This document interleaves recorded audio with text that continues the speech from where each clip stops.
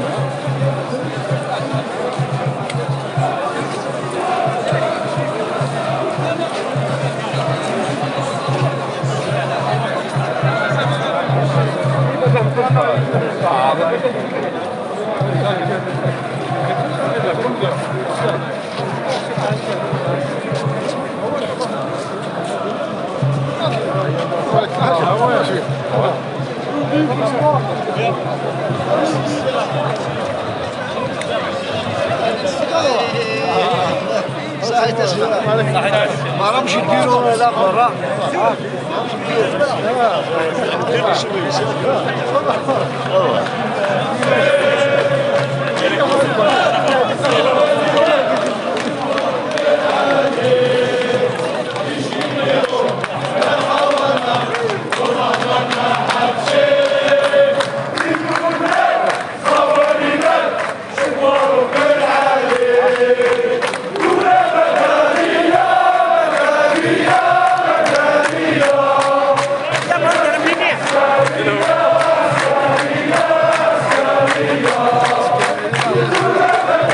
Yeah.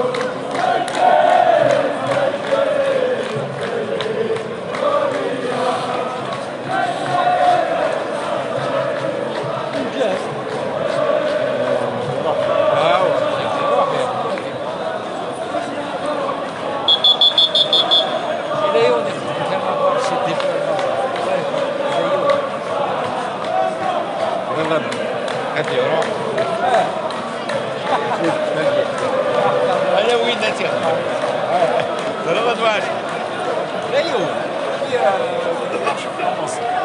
دراسة البوسوان قرأت راتي إذا قرأت بحبس التليفون يشوف مكان يفعلوا القرونية هذيك بعدين يوغل خاص هذا إنسان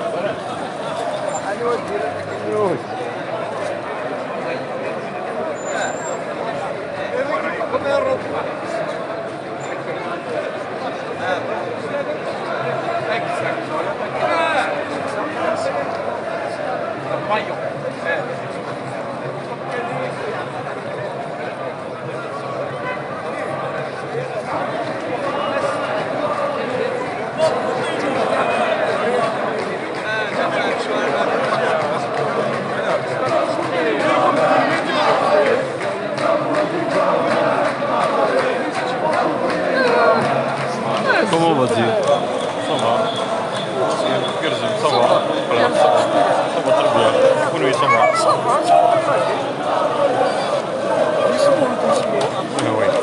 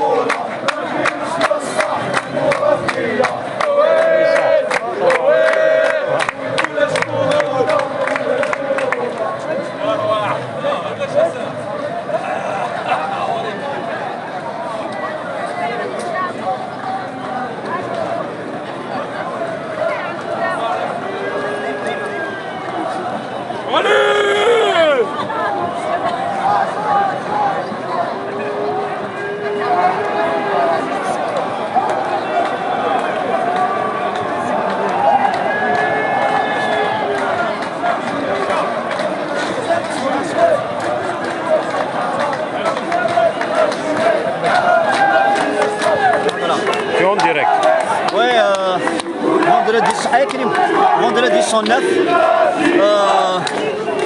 19 mars, 19 mars. Deux images. Les étudiants de l'IGMA qui ont dit qu'on ne fera pas de meilleur cadavre avec nos diplômes. Et une autre image, des accords d'Évian. Des accords d'Évian qui ne sont pas venus aussi facilement et que tout le monde apparemment semble diaboliser et semble connaître. 59 ans après l'indépendance, les gens se découvrent une vertu ou là, un don de critiquer les accords d'Évian qui à défaut nous allons. Les accords d'Évian est un pacte. Les accords d'Évian est une suite du congrès de la Somme. Les gens qui s'inscrivent dans un processus historique, dans une perspective historique et critique, doivent s'étonner qu'il n'y ait jamais de texte aussi clair, aussi lucide, aussi intelligent que tous les textes produits par la guerre de libération nationale. Comment que depuis le 1er novembre 1954, on n'a pas su reproduire un texte d'égale valeur. C'est ça l'échec de l'intellectuel. Car nos intellectuels, au lieu de s'engager, au lieu de vivre avec le peuple, ils se permettent de critiquer des slogans produits par le génie populaire. Critiquer le génie populaire, c'est critiquer sa valeur d'intellectuel. Je suis désolé. Un intellectuel pour moi est celui qui est engagé.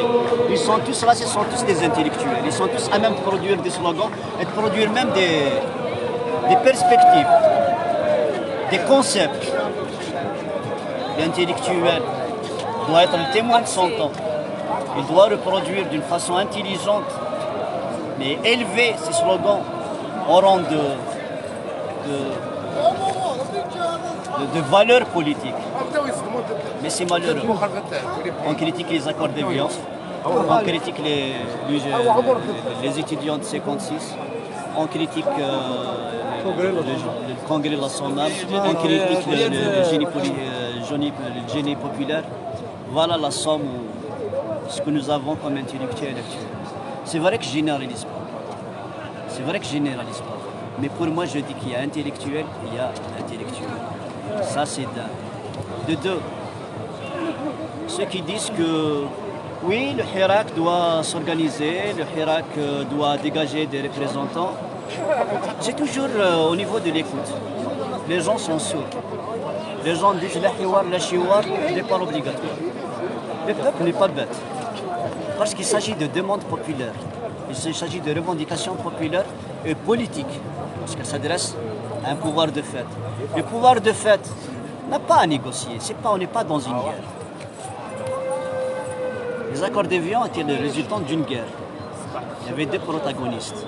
On était en conflit. Je suis désolé, nous ne sommes pas en guerre. Nous sommes dans un Hirak silmi, pacifique. Cadre de revendications populaires pacifiques. Des revendications bien exprimées, qui sont bien installées. C'est quoi Titnahaouga? C'est refuser la mue du régime. C'est refuser le changement de façade.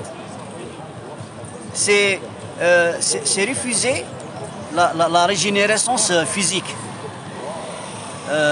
Il y a des gens, parce que le pouvoir considère le pays comme étant un compteur, qu'il suffit d'enlever un fusible pour le remplacer pour que tout ça aille bien. Mais non.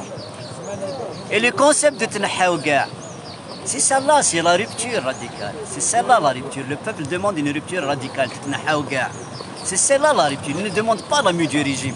Il ne demande pas le changement du régime, le changement interne, comme le disent certains. Ils demandent la rupture radicale du système. C'est cela, Tnahaouga. Bladna, on dit Roraïna, c'est clair. Pourquoi une rupture? C'est pour fonder une démocratie participative, là où le peuple est citoyen et non pas résident ou carroyant. C'est une démocratie populaire, une démocratie participative. C'est celle-là اللي بدنا نديروا راينا. مدنية ماشي عسكرية, elle est claire. Le militaire, on subit le militaire depuis 57, pas uniquement 62. Le militaire a des tâches honorables définies dans une constitution, dans les lois qu'il doit respecter. C'est tout cela, c'est tout cela. Et ces deux images, 56,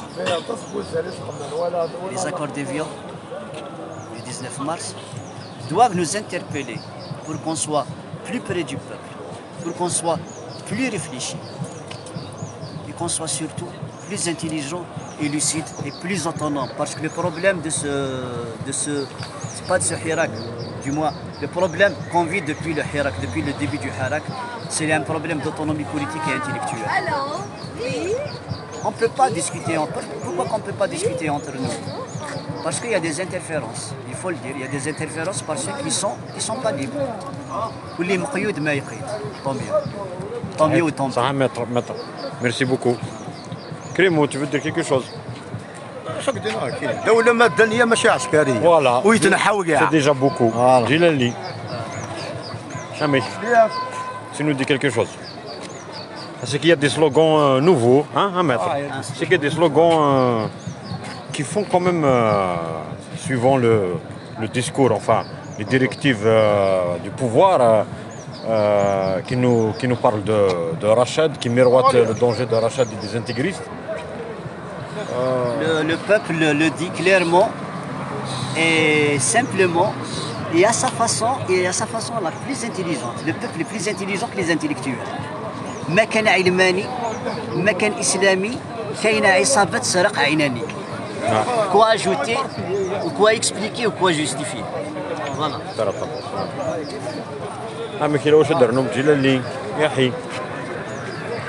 De toute façon, le peuple transcende toutes les divisions qui sont en train certains sont en train d'opérer dans les réseaux sociaux. Ouais. Il y a même un grand slogan qui est latent mais qui est en train qui va se généraliser, c'est que qu'est-ce qu'il dit? Eux nous dispersent dans les réseaux sociaux et nous on se retrouve dans la réalité. Ouais. Voilà. Pour ceux qui disent que c'est les archives, la date aujourd'hui. On est le 19 mars. Il y a des gens qui disent que c'est des archives. Oui, mais il faut dire. On est le 19 mars 2021. Voilà.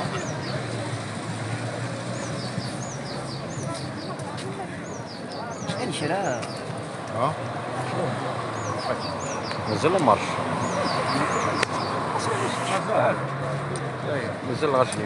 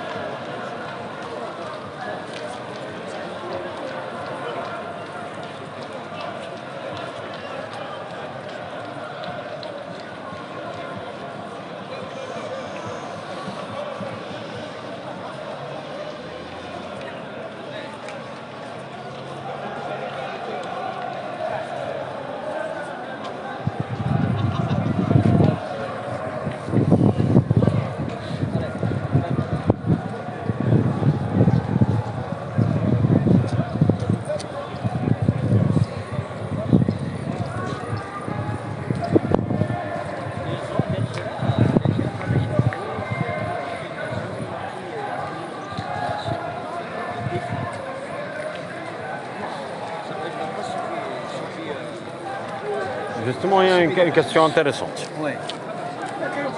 Que le pouvoir, les observateurs, les gens, là, beaucoup disent que le pouvoir, il a sa feuille de route qu'il est en train de suivre. C'est même une réédition de 2019, de 12-12. Bon, marche. Ils ont organisé leurs élections. Ils ont mis un président. Tout là, c'est la même chose qui va se faire. Et c'est comme ça un cercle vicieux. Eux s'organisent, suivent leur agenda. Le Hirak n'a pas d'agenda pour l'instant. Est-ce qu'il doit en avoir un? Non, un. Non, est-ce qu'il doit avoir une feuille, des perspectives? Il faut souligner, parce qu'au bout de 2 ans de Hirak, il faut souligner la chose. C'est que le pouvoir est en ménopause. Il est en ménopause. Il est en deux situations. Il est dans 2 situations. D'abord, il est en ménopause parce qu'il est incapable de produire d'autres idées. À chaque fois qu'il y a crise, depuis 62 jusqu'à maintenant, à chaque fois qu'il y a crise, soit il propose des élections, soit il propose le changement de texte. Ça a démarré en 63, en 64, en 75, 76, en 79, en 80, jusqu'à maintenant. Donc, on a affaire d'abord à un pouvoir incapable de produire des idées. Un pouvoir qui est incapable de produire des idées, un pouvoir qui est incapable de produire des idées, c'est un pouvoir en ménopause. Ça, c'est un. 2, un pouvoir qui reproduit les mêmes idées est un pouvoir en réminiscence, qui fait dans la réminiscence. C'est un pouvoir qui fait dans la réminiscence. C'est un pouvoir qui fait dans la réminiscence dans quel sens? Dans le sens où, vous savez, quand on a une bête, il y a une bête, chacun a sa réaction gastrique. Nous, le pouvoir ne digère pas ces idées. Il ne digère jamais ces idées, donc il les rumine. Il ne fait que ruminer ces idées. Donc, dire que le pouvoir a un agenda, tant mieux ou tant pis pour lui. Mais le problème, est-ce que nous nous inscrivons dans son agenda? C'est mal connaître le Hirak et l'essence même du Hirak. C'est quoi l'essence du Hirak? Et c'est quoi l'objectif du Hirak? C'est c'est de construire un rapport de force à même de flancher ce régime et de le conduire ou de l'obliger à accepter les perspectives politiques que le peuple propose. Bien sûr, lui, il fait dans le mépris, d'une manière directe par ses revues, par ses télés, et d'une manière indirecte par comme disait Boumela, ses intellectomanes. Par le biais d'intellectomanes qui ne font que dans l'insulte et le mépris du monde. Donc ce problème, s'il y a problème, parce que c'est un vrai faux problème. C'est un vrai faux problème dans le sens où s'inscrire dans l'agenda du régime, c'est affirmer que le Hirak marche, il n'y a rien. Mais s'inscrire dans l'agenda du Hirak et l'essence du Hirak, à savoir la constitution d'un rapport de force, il faut maintenir. Il faut dire que ce Hirak, excuse-moi la répétition, a franchi des pas énormes. Il y a un référendum populaire que tout le monde vit, mais ne le remarque pas vraiment parce qu'il le vit. C'est qu'il y a un référendum populaire par rapport à l'unité nationale. Depuis le Hirak, l'unité nationale s'est installée. Depuis le Hirak, la liberté s'est installée. Depuis le Hirak, l'égalité s'est installée. Bien sûr, le pouvoir a horreur qu'on soit uni. Le pouvoir a horreur qu'on soit libre. Et le pouvoir a horreur qu'on soit égaux. D'où ces mesquines et dernières manipulations de double rupture, d'islamistes et de laïcs. Le peuple a bien répondu. ما كان إسلامي ما كان علماني كان عصابة تسرق عيناني. Eux, ils nous dispersent, ils font naître des divergences dans Facebook, mais le peuple se retrouve chaque vendredi uni comme jamais. Voilà, merci. Ça, maître, merci beaucoup.